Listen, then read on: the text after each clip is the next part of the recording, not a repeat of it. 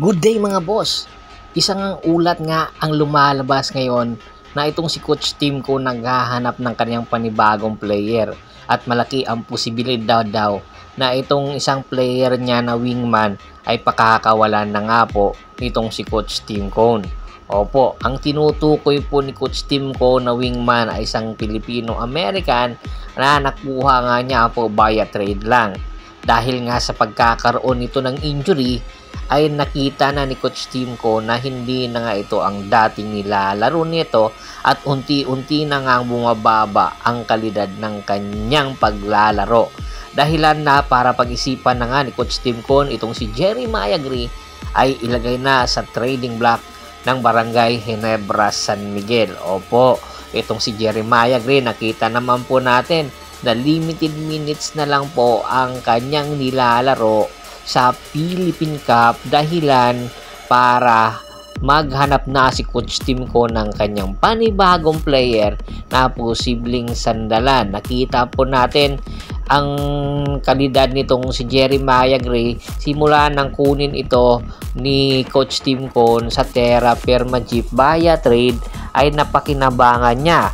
Pero dahil nga 2 beses na ito nagkaroon ng injury, nakikita ni Coach Tim Cone ng kalidad neto at ang kanyang potensyal na maging superstar someday ay malayo na dahil nga parang iniingatan na neto ang kanyang kalusugan, especially ang kanyang injury ay ACL injury. Opo, itong si Jeremiah Gray sana ang magiging future shooter ng Barangay Ginebra San Miguel. Kanya lang, unti-unti nang nawawalan ng pag-asa itong si Coach Tim Cone na makukuha pa niya ang full potential nitong si Jeremiah Gray. Tingnan natin sana ang posibilidad na maititrade itong si Jeremiah Gray sa Northport Batang Pier kapalit nga itong si Robert Bolick or si Arvin Tolentino. Tila hindi na nga po mangyayari dahil wala na nga po ang 2 player na yon sa Northport. Kaya pinag-iisipan na nga po ngayon ng Barangay Ginebra San Miguel na kunin itong wingman na guard ng Converge Fiber Xers na si Shawnee Winston.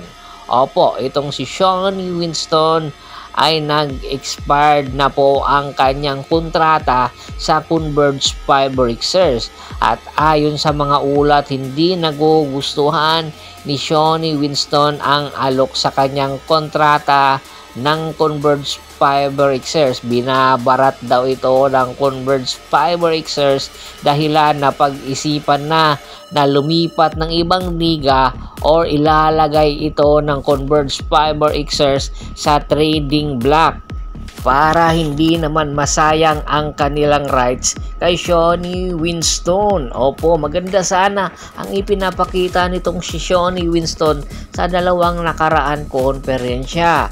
Kanya lang bukayatang hindi na gugustuhan pa ni Shawnee Winston na matinatili pa sa Converge Fiber Xers. Siyempre, naghahanap din ito ng greener pasture at kung saan yung malaki, doon talaga ito maglalaro. Kaya ngayon pa lang ay nindi-negotiate na itong Converge Fiber Xers sa Barangay Ginebra San Miguel para sa isang blockbuster trade involving itong si Shawnee Winston.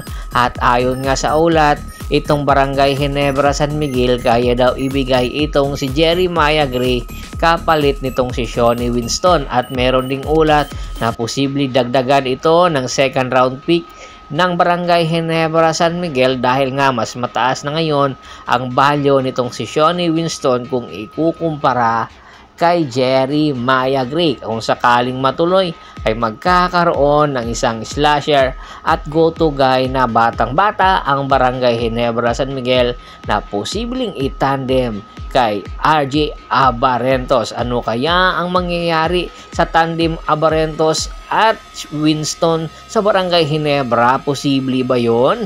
Samantala, isa pang ulat, ito ngang si Andreas Cahilig, nagugustuhan na rin pala ito ni Coach Tim Cone. Opo, paborito nga ni Coach Tim Cone ang mga Pilipino-American. Oo nga, at mga gwapo pa daw ang gustong-gusto ni Coach Tim Con.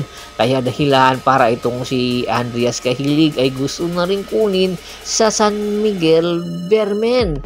Naaalala niyo po itong si Andreas Cahilig, nakuha ito via trade ng San Miguel sa Terra Firma Jeep at ngayon ay tinitingnan na rin na malipat ito sa Barangay Ginebra, San Miguel dahil nga sa request ni Coach Tim ko ng tanong sinong condit team ang gagamitin ng Barangay Ginebra at sino ang ipapalit nito sa San Miguel Bermin. Papayag ba itong si Coach Leo Austria na ibibigay itong batang big man nila na si Andreas Cahilig papunta kay Coach Tim Con sa Barangay Ginebra, San Miguel? Komento na sa baba ng video at pag-usapan natin yan.